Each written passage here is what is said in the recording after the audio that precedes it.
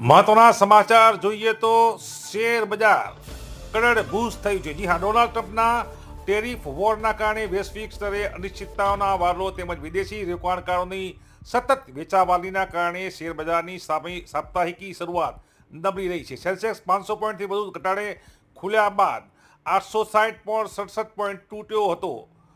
10:39 વાગે 758.10 પોઈન્ટનો ઘટાડે ટ્રેડ થઈ રહ્યો છે. નિફ્ટી 50 પણ 22,600નું લેવલ તોડી 22,054 થયો હતો. રોકાણકારોએ વધુ રૂપિયા 4.9 કરોડ લાખ ગુમાવ્યા છે.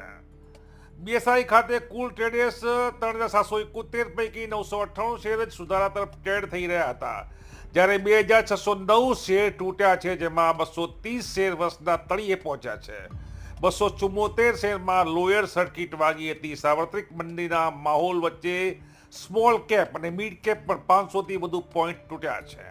શું છે કારણો શેર બજાર તૂટવાના? તો ટ્રમ્પનો ટેરિફ વોર પણ આ માટે કારણભૂત છે.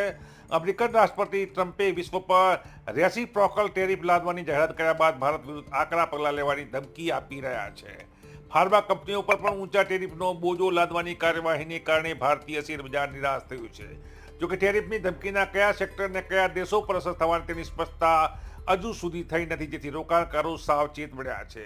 તો વળી એફઆઈઆઈની વેચાવલી છે તે પણ ક્યાંક કારણભૂત છે. તો અમેરિકાનો નબળો ગ્રોથ પણ તેના માટે કારણભૂત હોવાનું માનવામાં આવી રહ્યું છે. અમેરિકાની આર્થિક ગતિવિધિઓને કન્ઝ્યુમર સેન્ટિમેન્ટ નબળા પડ્યા છે, જેને પગલે અમેરિકન શેર બજારમાં પણ ઘટાડો નોંધાયો હતો.